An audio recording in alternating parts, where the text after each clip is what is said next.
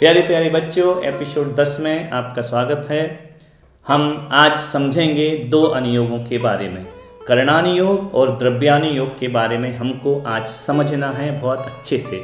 आपके मन में प्रश्न उठता होगा, ये विश्व कैसा है, यह लोक कैसा है, यह संसार कैसा है, कैसे बना है, किसने बनाया है, कब तक ये संसार रहेगा।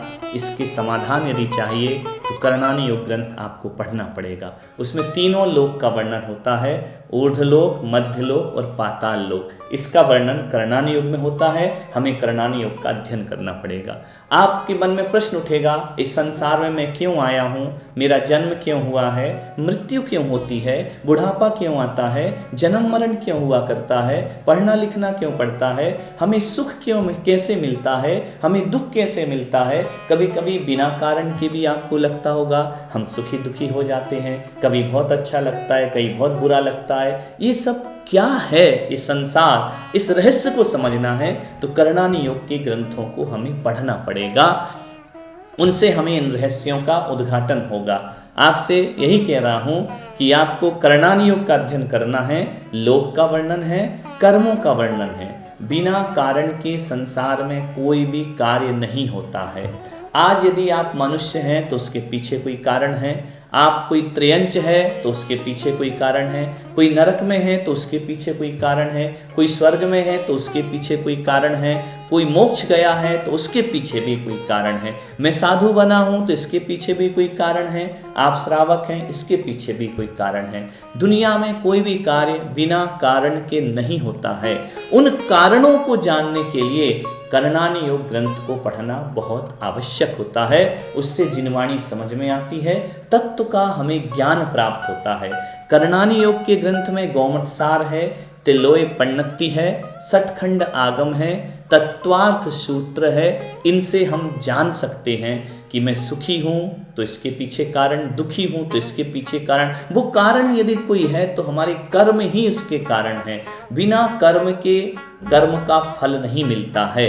हम जो कुछ भी आज हैं अपने कर्मों की वजह से हैं। सुंदर हैं, कुरूप हैं, मनुष्य हैं, स्त्री हैं, पुरुष हैं, जानवर हैं, जो भी हैं अपने कर्मों की वजह से। इन कर्मों की क्या लीला है, कर्मों का क्या खेल है, इसके लिए करणानुयोग ग्रंथों को पढ़ना जरूरी होता है। बच्चों, आपके मन में ये प्रश्न उठता होगा कि द्रव्यों का वर्णन जो करे वह द्रव्यानुयोग है। द्रव्य क्या? आप सरल सी भाषा में, ज़्यादा गहराई में ना जाते हुए, जिसमें आत्मा का वर्णन होता है वह द्रव्यानुयोग होता है।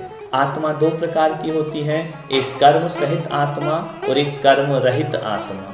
समझ में आ रहा? ऐसी आत्मा जो कर्म करती है, संसार में रह करके जन्म मरण करती है, सुख दुख पाती है, भटकती है, वह कर्म सहित आत्मा है। और एक आत्मा वो जो कर्मों का नाश करके मोक्ष को प्राप्त करती है, वह कर्म रहित आत्मा है। ऐसी आत्माओं का वर्णन द्रव्यानुयोग ग्रंथ में होता है। उसके ग्रंथ हैं जैसे समय सार है, नियम सार है, प्रवचन सार हैं। ये सब द्रव्यानुयोग ग्रंथों के नाम हैं। अष्टपाहुण है, पुरुषार्थ सिद्धि उपाय है, ये सब द्रव्यानुयोग ग्रंथों के नाम हैं। तो जिसमें आत्मा की शुद्ध अशुद्ध अवस्था का वर्णन हो वह द्रव्यानुयोग है, और जिसमें कर्मों का वर्णन हो वह करणानुयोग है। आपके मन के जितने प्रश्न हैं, जितनी भी शंकाएं हैं, चार अनुयोगों को यदि पढ़ लेंगे तो आपको सब कुछ समझ में आ जाएगा। लेकिन अभी हमारी ये 5 मिनट की पाठशाला बेसिक नॉलेज है, प्राइमरी क्लास है।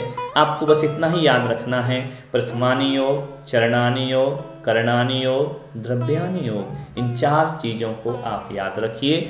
आपको बेसिक नॉलेज, गहराई में अभी नहीं जाना है, हमको केवल नाम याद रखना है। और इतना याद रखना है कि जिन ग्रंथों में कहानियों का वर्णन हो, महापुरुषों का वर्णन हो, फिर से वह प्रथमानुयोग है।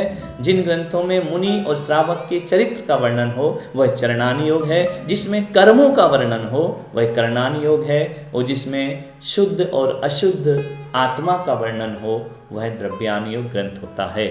मुझे विश्वास है कि शायद आपको मेरी बात समझ में आ गई होगी, आपके दिमाग में उतर गई होगी।